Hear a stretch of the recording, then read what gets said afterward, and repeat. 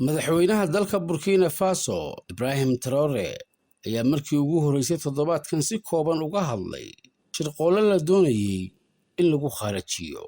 madaxweyne Ibrahim Traoré oo arrimahaasi ka hadlaya waxa uu yiri sidan: waxaan ka badbaaday in ka badan 10 shirqool oo lagu kharajin lahaa, laakiinse ma sheego sababtoo ah ma doonayo inaan dhiirigeliyo cadowgeena ama ay dadka qaarkood ii arkaan inaan anigu xayeysiis samaysanayo. asalka cadowgeena waynu naqaanaa, dhibaato wixii ay awoodaan in aanay waxba inoola harayn waynu ognahay. waxaanse ka xumahay in waddamo dariskeena ah oo gobolka ah lasoo dhex marayo oo ay arrintaasi qayb ka noqdeen. waxaa jirta xigmad tiraahda, haddii aad doqonkaaga iska disho waxaa ku dili doona berito mid doqonkiisa wata. bal fahma idinku, arrintaas waxaa aad u aaminsan oo ku dhaqma reer galbeedka, waxaana caddayn u ah waxay inoo soo diraan doqomadooda si ay macno ugu sameeyaan.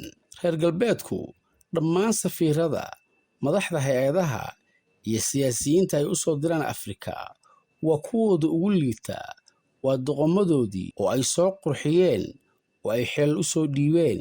laakiin adiga Afrika waxaa lagaaga dhigayaa faylasuuf duni kale ka yimid.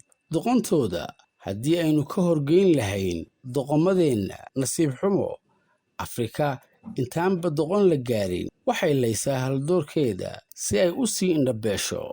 sannado gudahood waxaan ka badbaaday in ka badan 10 shirqool oo lagu kharajin lahaa. inta badanna faalla kama bixiyo arrimahaas arrimo jira awgood. waxaanse hadda idinku sheegay inaad ogaataan jiritaanka arrintan iyo in iimaanlawayaashu aanay raalli ka ahayn waxaad doonaysaan iyo baraarihiinna.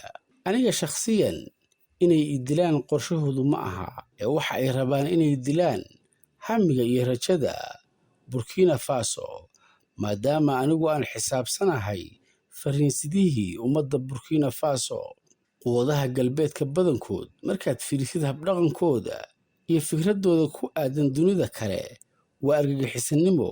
kaligay aan noolaado, argagixiso aan iyaga ahayn ma jirto haddii la yidhaahdo runtii laguma gefin. dadka Burkina Faso waxay go'aansadeen inay la dagaalamaan argagixisada reer galbeedka si ay dib ugu bilaabaan horumarkooda. waxaan jebin doonaa xiriir kasta oo nagu sii hayay addoonsiga casriyeysan ee reer galbeedka.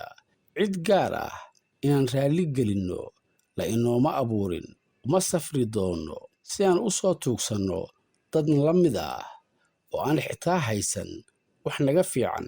waxaan waqti gelinaynaa inaan si karaamo leh u iibgeyno khayraadka ciiddeenna innagoo aan uga marti noqonayn shisheeye. aamin, Burkina Faso waa dhul qani ah, laakiinse u baahan rag hal adayg iyo caqli u saaxiiba.